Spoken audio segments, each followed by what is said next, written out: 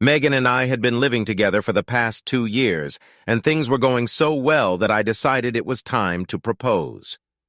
On Friday, I bought a matching extravagant engagement ring that I thought she would love and hid it until the next morning.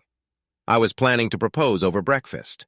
Breakfast was a special time for the two of us, especially on weekends.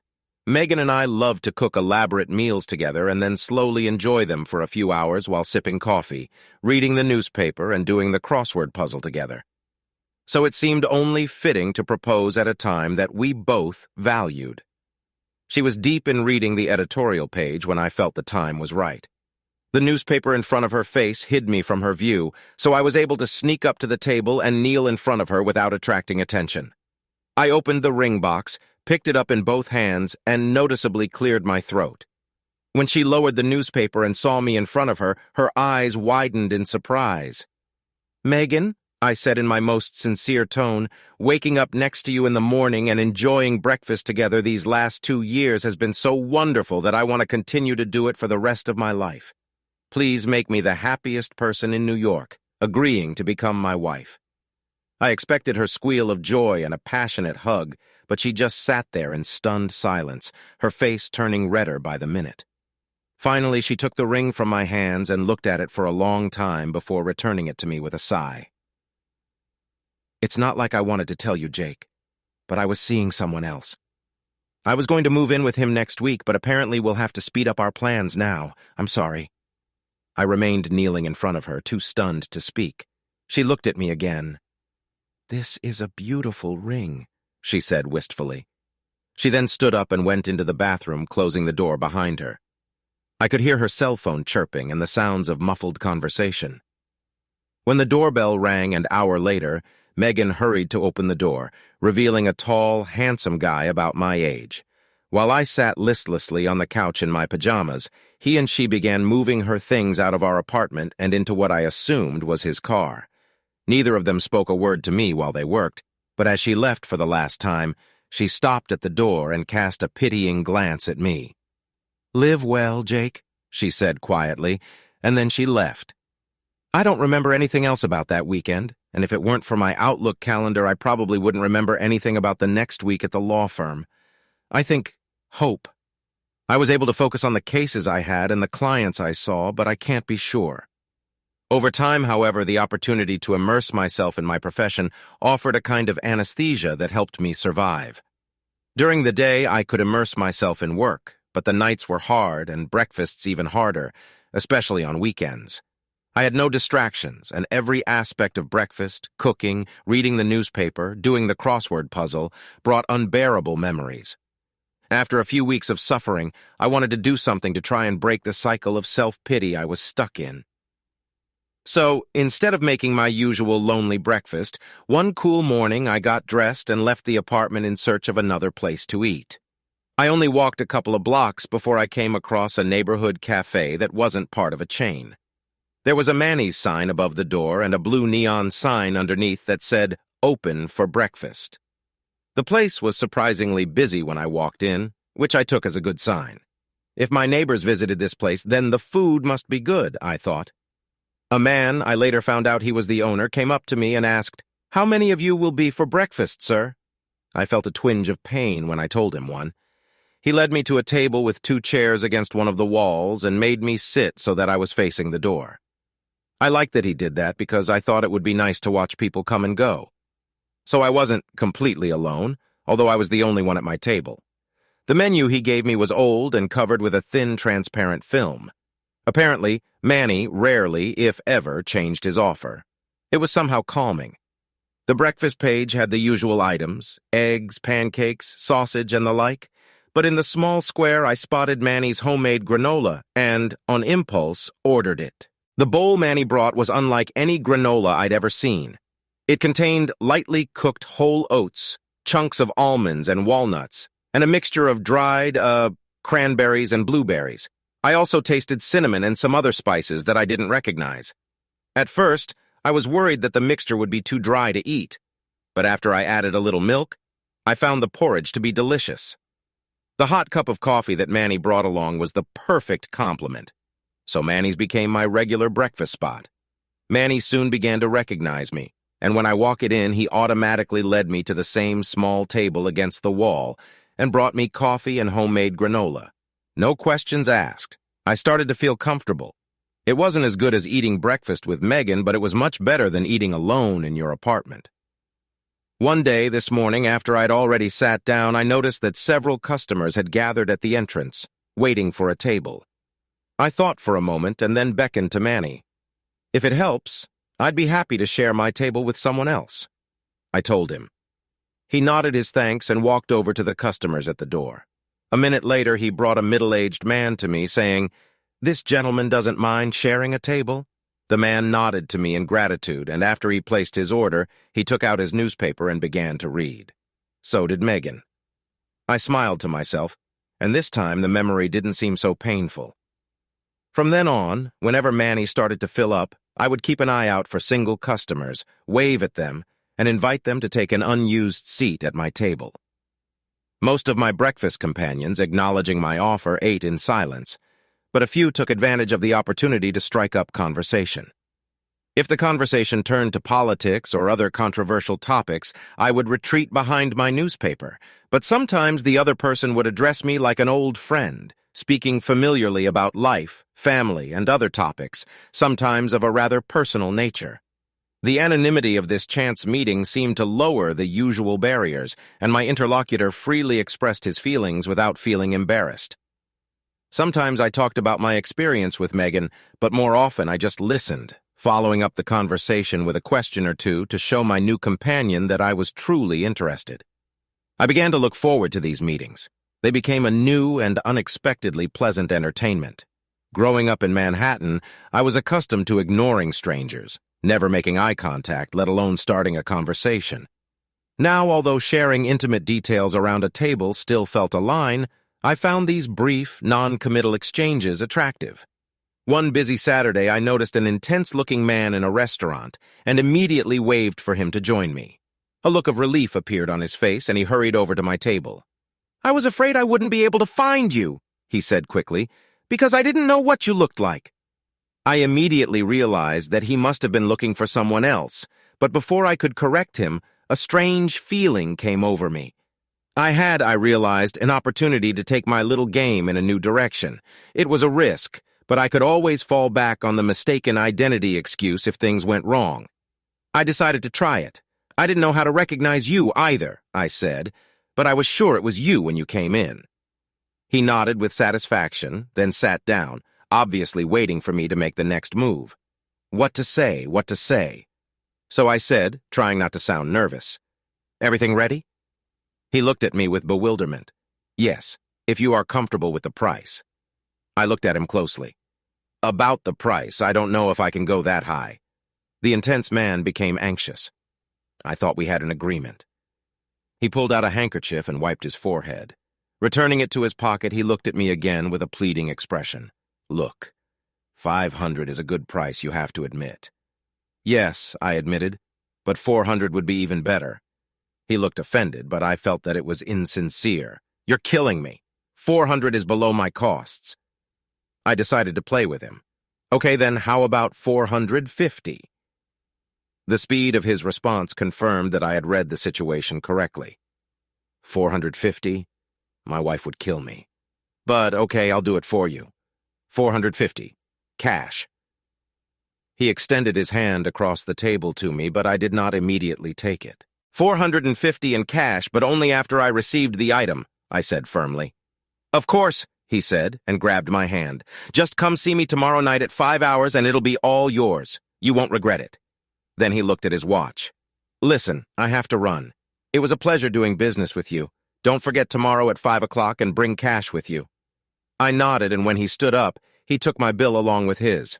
"It's on me," he said with a wink before heading to the cash register to pay. He's too happy with the deal, I thought to myself. I bet he only put 300 into it, whatever it is. All that day, I could not get this episode out of my head. Sometimes I felt anxious about what I had done. What happens if I don't show up tomorrow at 5 hours with cash? Will he look for me at Manny's?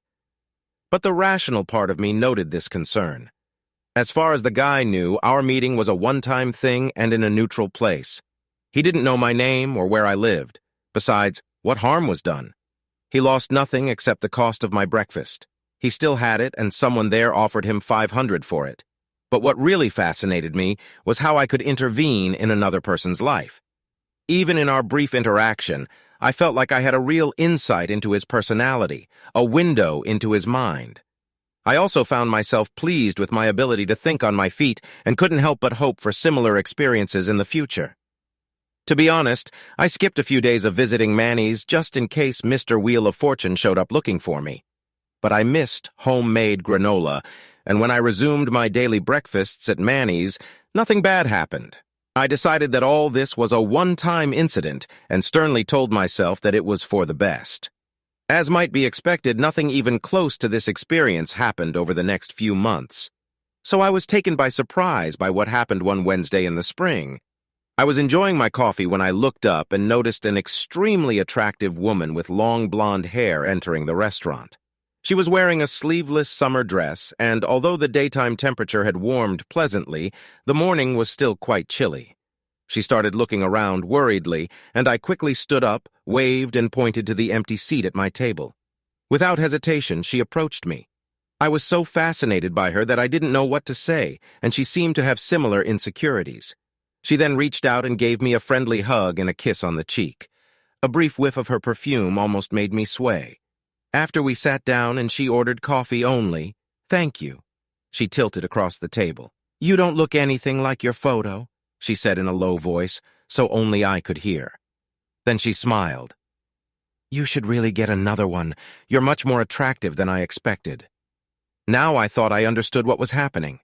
"You, on the other hand, look exactly like your photograph, and I thought it was beautiful," I replied. She blushed shyly. We sat there in silence for a moment. Then she looked into my eyes, and I felt that she was uncomfortable. "I don't know what you might think of me," she said suddenly. "I've never done this before." "Me too," I said honestly, "and I'm a little unsure how we should proceed." This seemed to calm her down, and she perked up a bit. "Your real name is Lance?" she asked. I looked at her seriously. "No," I admitted. "That's not true. I wanted to protect my identity because you never know what weird things you might encounter." Then I gave her a playfully piercing look. "You're not an oddity, are you?" "No," she laughed cheerfully, "and Deidre is not my real name either. But I always thought it was a beautiful romantic name, and it seemed like a good opportunity to become Deidre." "Then Deidre, so be it," I said, "and I will be your Lancelot, and we will have wonderful adventures together." I made a half bow while sitting at the table, and she pretended to bow back. "How do we begin this adventure, dear lady?" I asked. "Maybe we could just go for a little walk and get to know each other better," she suggested, and I quickly agreed. "Just let me call the office and let them know I'll be late," I told her. And she gave me that wonderful smile again. As we walked down the street, I took off my jacket and threw it over her shoulders to protect her from the cold. She accepted it gratefully, and I could see that she was pleased with my gesture of chivalry. We reached Central Park and began walking south along Fifth Avenue. It seemed natural to take her hand, and she happily held mine. As the sun shone through the young leaves, we began to talk. At first, we chatted about neutral topics like the weather and the news, but after some time, she started talking about her upbringing and then her marriage. I listened to what I had learned to do at Manny and continued to encourage her with questions and comments. She met her husband while they were both at university and married him immediately after graduation. He was a good man, decent and kind, but it was clear that his passion for his career was not conducive to their relationship at all. He didn't want her to work, so while he made deals in distant cities, she stayed at home, trying to find some satisfaction in continuing her education and volunteering. As Deirdre described, his passion for his work exceeded his passion for it. I began to understand how otherwise a modest and decent wife could so deeply miss the romance and passion that she so lacked that she dared to seek it from a stranger. I looked up and saw that we had reached the statue of General Sherman. The Plaza Hotel towered in front of us. I looked at Deirdre and made a decision. "Come with me," I said firmly, and she followed with no doubt. The room was overpriced, but I didn't care. I was paying for romance and a unique experience, both for her and for myself. Now that we were there, she stood in front of me hesitantly. This was the moment of truth, and it confused her. "I'm not sure why I'm here." She started to hesitate, but I wasn't going to let her talk me out of it. "You know perfectly well why you are here," I said decisively. "You are here because you have needs that are not being met. You are here because you want the passion and excitement that you lack in your boring everyday life. And you are here because I want you more than anyone else ever before." She sighed, and I decided it was time to act. "I took off your dress," I ordered, and as I hoped, she obediently complied. The dress only hinted at how beautiful her body really was, and I wanted to take it in with my eyes. I walked around her, examining her, taking off my shirt and tie. She stood there silently, but I noticed that her breathing had quickened. When we finally came to our senses, we went back to the bathroom and showered together. We were getting dressed and checking our appearance. We left the room and went downstairs. As we walked out into the sunlight of Grand Army Plaza, she turned to me and stopped. I said, "I will see you again," she said, and my thoughts began to spin. The whole accident was fun for me, a chance encounter that I couldn't resist but didn't plan on repeating. However, something about Deirdre touched me deeply. Yes, she was amazing, and yes, the sex was amazing. But I felt like there was something more, a deeper connection. At the same time, the alarm siren was sounding in my head. She's married. You don't want to get involved in an affair. Nothing good will come of it. I knew that all this was true, but something in me was more drawn to her. I grabbed her hand so we were face to face. "I really want this," I told her sincerely. We only took a few minutes to plan. We agreed to meet again in a week, but this time in a more private place.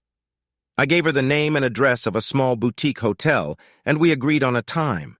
She hugged me tightly and kissed me passionately, then jumped into a waiting taxi to return to her car. As the taxi pulled away, she rolled down the window. "I can't wait," she said breathlessly, and then she was gone. As I rode in the taxi to the law firm, I continued to relive the morning.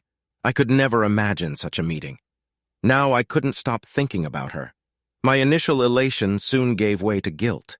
I deceived her, met her under false pretenses, but after several minutes of shame, I suddenly realized that I was wrong. She intended to meet a stranger, someone she didn't know.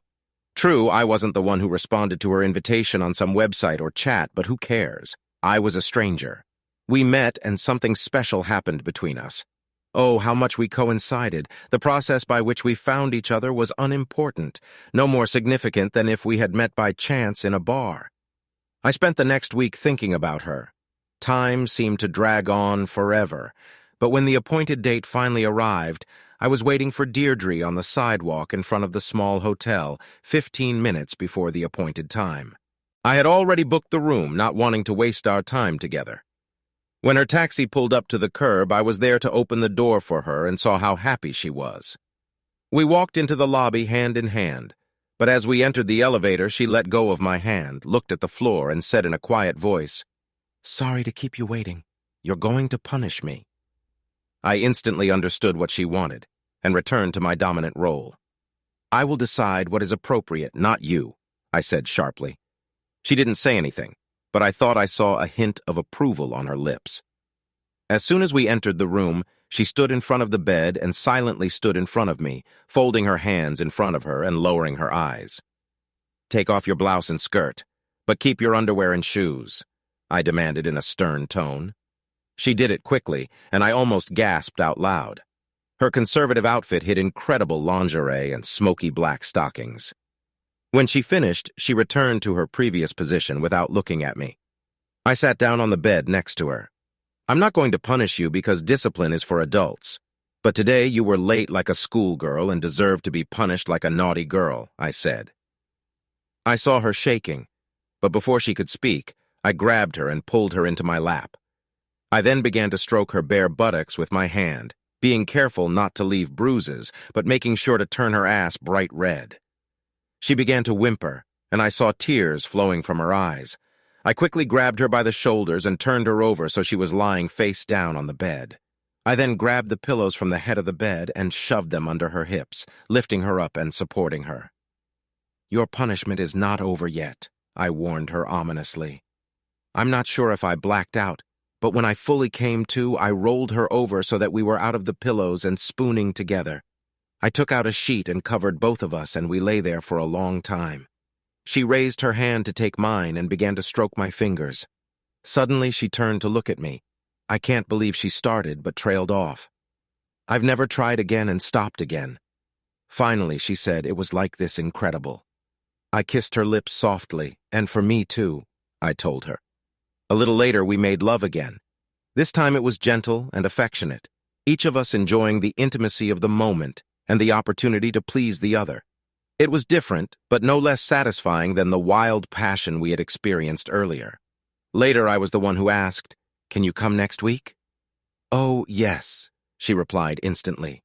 She lowered her eyes for a moment, then looked deeply into my eyes. "I've been thinking about this all last week. I couldn't wait to be with you today, and now I need you even more." I hugged her. "I feel exactly the same," I told her. We planned our meetings, and then I took her to the street and stopped. I looked at taxi for her. I watched her drive away, and before she was out of sight, I saw her turn and blow me a kiss through the back window. Throughout the day, my thoughts were confused. I thought about Deirdre and worried about what would happen to her husband. I thought about myself and was amazed at what I had gotten myself into. But above all, my thoughts and fears hovered the confidence that I really loved her. The realization gave me confidence that we would find a way to make sense of this confusing chaos and be together. On Friday morning, when I walked into Manny's for breakfast, the place began to fill with customers, and soon there was a line of people waiting to be seated. I noticed a man looking around for a seat and waved him over to my table. He quickly came and sat down, and after he ordered his coffee, he looked at me strangely. "I didn't know if you were ready to see me," he said. "Number one," I thought to myself and smiled internally.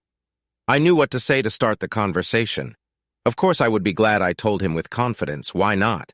Then I sat and waited. I learned long ago the power of silence to make others speak. After an awkward silence, he sighed, and I knew I had succeeded. "It's complicated," he said, "but here's the thing: I want you to stop seeing my wife." A cold metal hand seemed to squeeze my chest. Oh my God, I thought it's Deirdre's husband. I didn't say a word simply because I was so overwhelmed by meeting him that I didn't know what to say. Finally, he continued, "I know I haven't been the best husband and haven't given her the time and attention she deserves. But the fact is, I love her and I want you to stop seeing her. Now I need to speak. I don't know if I can do this," I said slowly, because I'm in love with her too. He stared at me in amazement. "No, you're not in love," he objected. "You're just using her. She's just a piece of flesh for you, a way to satisfy your desires." This made me angry. "You couldn't be more wrong," I said decisively. "I love her, and more importantly, she loves me too." Then he stood up and I stood up too, so that he would not have the advantage. His face was burning with anger. I noticed other people in the restaurant looking at us curiously. He shook his finger in my face. "I'm warning you," he said. "Stay away from her. I mean it." I thought he might hit me, but he turned away as if he was going to leave. And I let my guard down. Suddenly, he turned around and hit me square in the jaw before I could defend myself. The blow knocked me off my feet and stunned me. Half fainting, I looked up and saw him standing over me menacingly. "It's over! Stay away from her!" he shouted. I raised my hands, trying to protect myself from the next blow, but he turned and walked out the door into the stream of people outside. Manny hurried towards me. "Are you okay?" he asked anxiously. "Do you need an ambulance? Should I call the police?" "No," I said, getting to my feet. "I think I'll be fine." "Sit down," he said, and I was happy to comply. He quickly returned with a bag of ice. "Fold this on your jaw," he ordered. "This will help reduce the swelling." So I sat there confused, holding an ice pack to my sore jaw while the other patrons pretended not to notice me. Colleagues at the office were concerned when I showed up there that afternoon with bruises and a swollen face. But after I told them I'd been attacked by a crazed hobo, they started teasing me for getting into a fight with weirdos. If only they knew. Luckily, Manny's ice helped reduce the swelling and bruising, so after a few days it didn't look like I'd been hit. My jaw still hurt when touched, but I was relieved that it wasn't as noticeable because I didn't want to scare Deirdre. If her husband attacks me again, I will be ready. In a strange way, I was relieved after running into him. Now all the cards were on the table, and Deirdre and I no longer needed to hide. If she agreed, I was going to ask her to move in with me. There was no longer any reason to keep up the pretense. I even rearranged the furniture in my apartment a little to make room for Deirdre's things. To be honest, The apartment was too big for one person, so I was sure that she would feel comfortable in it. On the day of our next meeting, I couldn't wait to tell her about my actions. And again, I found myself on the sidewalk in front of the hotel half an hour before the appointed time. The expected time passed more slowly, and I became increasingly impatient, pacing back and forth. Finally, the taxi arrived, but when I opened the door, an elderly couple who appeared to be from out of town got out. The luggage that the taxi driver pulled out of the trunk confirmed my suspicions.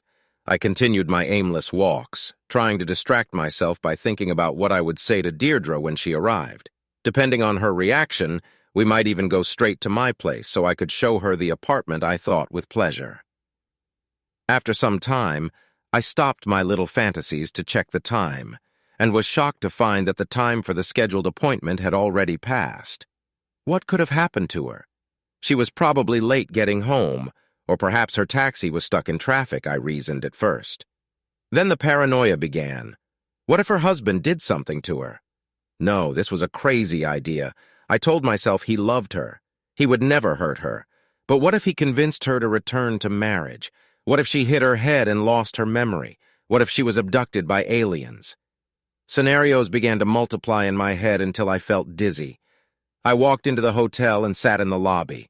In the end, I waited 2 full hours before I admitted to myself that she wasn't coming. I called the law firm and told them I was sick and wouldn't be in until tomorrow. Then I returned to my apartment and lay down on the sofa. The truth is that I really felt bad, but I didn't get a chance to rest. I scolded myself for my stupidity. Thanks to my oh-so-clever little games, I didn't know Deirdre's real name, didn't know where she lived, didn't have her phone number, and didn't have any other way to contact her. Oh, God, I realized, she has no way of finding me either. The next week was hellish. Every morning I went to Manus and vain hope Deirdre will suddenly appear. I carefully planned my schedule in the office so that I could stand on the sidewalk in front of the small hotel at the appointed time, in case the magic taxi appeared with her inside. I even walked past the Plaza Hotel in my despair. My vigilance was in vain. Every failure seemed to make the situation worse. The hole in my heart was now bigger than the one Megan had left, and this time immersing myself in work did not bring relief. The following week, one of the senior partners came into my office. "Do you have a minute?" he asked. My neighbor, Martin Sizemore, came to the office. He and his wife are looking for legal help. I would like to help them, but I have a big court case coming up. Would you like to see what you can do for them? Of course, I said. Junior partners always agree to help their senior colleagues. I put on my jacket and we walked down the corridor to one of the conference rooms. My partner opened the door and I stepped inside, only to stop in shock.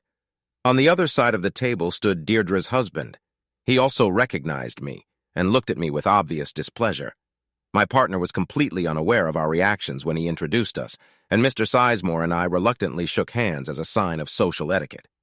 While my partner chatted politely, I began to collect my thoughts, and suddenly a wave of adrenaline rushed through me. Mr. and Mrs. Sizemore, that meant Deirdre was here. We can finally reunite and deal with her husband once and for all. As if reading my thoughts, my partner asked the question I wanted to ask, "Where is Mrs. Sizemore?" "She's in the ladies' room," Martin Sizemore replied. "She should be back in a minute." "Great," my partner replied. "Well, I'll leave you in Jacob's capable hands," and he left the conference room. Sizemore and I exchanged glances, and this time I was also silent. Him too. Just as the tension became almost unbearable, the door opened, and an attractive but rather curvy woman with short brown hair walked in. I stared at her in confusion. When she didn't say anything, I rudely demanded, "Who are you?" She was clearly offended by my tone. "I am, of course, Sizemore," she said, offended. "And who are you?" Martin Sizemore looked at us both in surprise. "You don't know her?" he asked me suspiciously. "I've never seen her in my life," I said with conviction. Sizemore was becoming increasingly irritated. "What's happening?" she demanded. "Who is this man, Martin? And how do you know him?" Neither of us answered. We just stood there staring at each other. Finally, I knew what I needed to do. "Mr. Sizemore, would you mind coming with me?" "Mrs. Sizemore, if you'll excuse us for a moment, please." She looked at us with confusion, which only intensified when her husband followed me outside. I walked into the senior partner's office with Sizemore carefully following me. I think he expected me to hit him at the first opportunity. I walked into my partner's office and Sizemore walked in carefully behind me. "There's a problem," I said, "and I won't be able to represent the Sizemores. There was a legal issue that involved them some time ago. I was working for another firm at the time and was representing the other side in this case. As you can imagine, the Sizemores would have been quite awkward working with me under these circumstances." My partner looked a little embarrassed, but muttered, "Of course. Jacob, of course, Martin. I'll find someone else to help you." Before I left, I shook Martin Sizemore's hand again. He gave me a look that was a strange combination of embarrassment, apology, and relief. I never saw him again. I didn't go back to my office. Instead, I told my secretary that I had a sudden meeting outside the office and got into a taxi to go home. Once there, I collapsed onto the couch and stared at the wall. I felt as if I had woken up from a dream that was so realistic that I could not tell what was fiction and what was memory. Now I don't like eating breakfast at Manny's. I can't stand sitting at the same table, seeing the same menu, watching strangers walk through the door looking for a seat. Everything about this place brings back vivid, painful memories that tear at my heart and baffle my mind. It's a pain, but what else can I do? Suddenly, one day, Deirdre will come in. Subscribe to our channel so that your second chaff doesn't cheat on you, and go ahead and listen to the next story, because this story is nothing compared to the next one. If you're under 18, don't even think about listening to the next one.